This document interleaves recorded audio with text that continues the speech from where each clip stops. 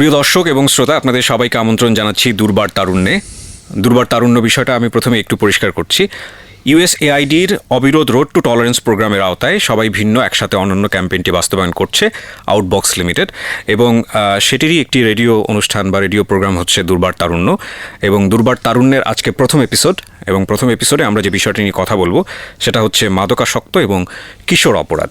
আমি আরজি কিবরিয়া আপনাদের সঙ্গে আছি, এবং এই বিষয়টি নিয়ে আমার সঙ্গে কথা বলার জন্যে দুজন স্কলার আজকে আমার সঙ্গে আছেন। তাদের মধ্যে একজন হচ্ছেন মিস্টার সিরাজুল হোসেন, তিনি প্রধান নির্বাহী ডিনেট, এবং পাশাপাশি আরেকজন আছেন সামির উবায়েদ, তিনি সোশ্যাল অ্যাক্টিভিস্ট এবং মিউজিশিয়ান, আর পাশাপাশি তিনি একজন ফর্মার আরজিও, সাবেক কথা বন্ধু।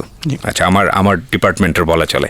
তো প্রথমে আমরা সিরাজুল হোসেন আপনাকে দিয়ে শুরু করতে চাই। যে বিষয়টি নিয়ে কথা বলবো সেটা হচ্ছে যে একটু নিশ্চিত হতে চাই আপনার কাছ থেকে যে আসলে বর্তমানে আমরা যে সমাজে বসবাস করছি বা যে ধরনের সমাজ ব্যবস্থায় বসবাস করছি সেখানে অভিভাবকদের সাথে সন্তানদের দূরত্ব তৈরি হচ্ছে কিনা, বিশেষ করে মানসিক দূরত্ব, কি বলবেন আপনি? ধন্যবাদ। এখানে অভিভাবকদের সঙ্গে সন্তানের দূরত্ব অবশ্যই তৈরি হচ্ছে, কারণ আধুনিক সমাজ যেটা আমরা জানি যে এটা অনেক দ্রুত এবং সবারই সময় আসলে কমে যাচ্ছে, তো সেখানে দূরত্ব তো তৈরি হচ্ছেই। তো সেই দূরত্বটা ঠিক যেখানে তৈরি হওয়ার কথা ছিল সেখানে না হয়ে অন্য ক্ষেত্রে তৈরি হচ্ছে, অনাকাঙ্ক্ষিত ক্ষেত্রে তৈরি হচ্ছে, অনেকটা মানসিক দিকে দূরত্ব তৈরি হচ্ছে। সবচেয়ে বড় হচ্ছে বোধের দিকে দূরত্ব তৈরি হচ্ছে, অর্থাৎ সন্তান পিতামাতা বা তার যে কেয়ার টেকিং করছে যে তাকে ঠিকমতো বুঝছে না, বা তারা হয়তো সন্তানকে ঠিকমতো বুঝতে পারছে না। সুতরাং দূরত্বটা অনেকটা আমার কাছে মনে হয় যে বেশি হচ্ছে আন্ডারস্ট্যান্ডিং। কিন্তু সেক্ষেত্রে আমরা এই সময়টাকেই কেন বেশি করে দায়ী দিচ্ছি? এটা তো আমাদের চিরন্তন সমস্যা, আগেও তো ছিল। এই সময়টাকেই আমরা কেন ফোকাস করছি? এই সময়টাকে আমরা ফোকাস করতে চাই এই কারণে যে অর্থনীতি আসলে এমন একটা বিষয়, যখন অর্থনীতিতে এই ধরনের একটা প্রলম্বন হয়, অর্থাৎ আমাদের যে rate of growth of economy সেটা আসলে সব কিছু ওলটপালট করে দিয়ে যায়। আমাদের গ্রামগুলোতে যে যদি দেখেন তাহলে দেখবেন যে গত 500 বছর হয়তো তারা মোটামুটি একইভাবে জীবনযাপন করে এসছে, কিন্তু সে যখনই শহরে চলে আসলো তার পুরো জীবনযাপন পরিকল্পনাটা পুরোপুরি চেঞ্জ হয়ে যায়। এই যে অ্যাব্রাপশন যেটা, সেটা কিন্তু খুব দ্রুত এবং বিভিন্ন দিকে হতে থাকে। সেটা শুধু একদিকে হয় যে সেটা নয়।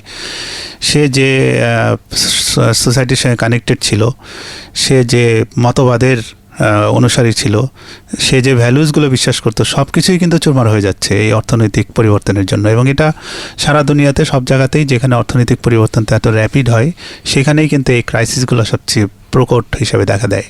ওকে, আপনি সেটা মনে করছেন। নিশ্চয়ই এটা নিয়ে আমাদের আরও বিস্তারিত কথা বলার আছে, আমরা আরও ভেতরে যেতে চাই। আমি এই বিষয়টা নিয়ে একটু ব্যক্তিগত অভিজ্ঞতা জায়গাতে আসতে চাই আপনার কাছে। সামির উবায়েদ, আপনি যেভাবে বড় হয়েছেন, ছোটোবেলাতে যদি বলি, সেখানে কি কোনো ধরনের প্যারেন্টাল জায়গা থেকে কোনো ডিস্টেন্স, বা আপনি মনে করেছেন যে আপনার জায়গা থেকে এই বিষয়টা এরকম হলে আরও ভালো হতো, সেরকম কোনো বিষয় কি আছে?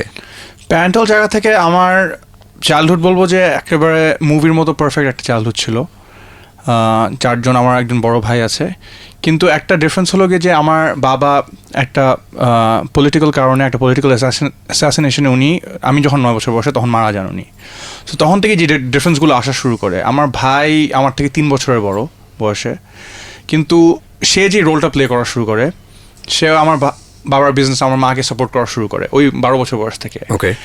আর আমি সেই বয়সে যা হয় যে কাজিনরা তখন ক্লোজ ফ্রেন্ডস থাকে, 9, 10, 11, 12, 13 বছর বয়স থেকে আমি আমার বন্ধুদের উপরে ডিপেন্ড করা শুরু করি, যে কোর ফ্রেন্ডশিপ যেগুলো, কোর ডিপেন্ডেন্সি যেগুলো আসে। সো সেখান থেকে যেটা হয় আস্তে আস্তে, যে কারণে আমি এসেছি, যে কারণে আমাকে ডাকা হয় এসব, আমি আস্তে আস্তে আসক্ত হয়ে পড়ি, মাদকে আসক্ত হয়ে পড়ি। কিন্তু নিশ্চয়ই আপনি একদিনের সিদ্ধান্তটা নেননি? একদিনের সিদ্ধান্তটা নেইনি। যেটা হলো গিয়ে যে এটা অনেক কমপ্লেক্স, অনেক ফ্যাক্টরগুলো অনেক কমপ্লেক্স। কেন হয়েছে একটা কোনো ডিরেক্ট আনসার নেই কোয়েশ্চেনটার। কিন্তু যেটা হয়েছে যে কয়েকটা, আমি যেটা হলো গিয়ে অনেক মিউজিশিয়ানকে ওয়ার্শিপ করতাম, যে ওয়েস্টার্ন মিউজিশিয়ানদেরকে ওয়ার্শিপ করতাম 10-11 বছর বয়সে। তারপর থেকে যে যাদের মিউজিক শুনে বড় হয়েছে, যাদের মিউজিক আমরা কভার করতাম, নির্ভানা বলেন বা জিমি হেন্ড্রিক্স বা জিম মরিসন, ডোরস, এরা for whatever reason there is this এখনও আছে যে মিউজিশিয়ান হিসেবে বা ক্রিয়েটিভ ইন্ডাস্ট্রিতে it is okay to dabble in drugs, getting high, getting drunk. It's very normal, it's accepted. So তারপর there's this another medical angle of or social medical angle or psychological angle of যে drug addiction or addictive personality. So আমি যখন ওই জায়গা থেকে যখন আমি আমার ফ্রেন্ড যাদের সাথে হচ্ছে আমার পড়াশোনা খারাপ হওয়া শুরু করলো, আমি ন্যাচারালি পড়াশোনা করছিলাম না, আর যেটা বললাম আমার ভাই রেসপন্সিবল একটা অ্যাঙ্গেল থেকে রোল প্লে করছে, আমি কেমন জানি একটা ডিসরাপটিভ একটা ফর হোয়াট এভার রিজন এটা আমার মানে এটা পার্টিকুলারলি কি বাবা মারা যাওয়ার পরে হচ্ছে নাকি বাবা বেঁচে থাকা অবস্থাতেই কিছুটা শুরু হয়েছিল?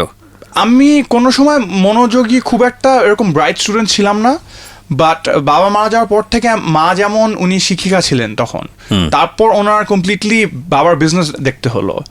সো আমার মা যেরকম এনভায়রনমেন্ট থেকে এসেছে তখন কোনো সময় ভাবিনি, ওই এক্সপোজারটা ছিল না যে ছেলেদের এরকম হতে পারে। আমার মা খুবই প্রোগ্রেসিভ একজন মহিলা, উনি অনেক ধরনের বিজনেস, যেটা বললাম বিজনেস করেছে, তখন উনি কলেজেরও টিচার ছিল।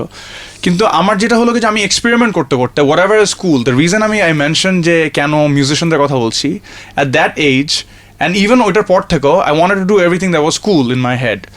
So I wanted to be a musician. Musicianরা কি করে, obviously music ছাড়া কি করে, drugs করে.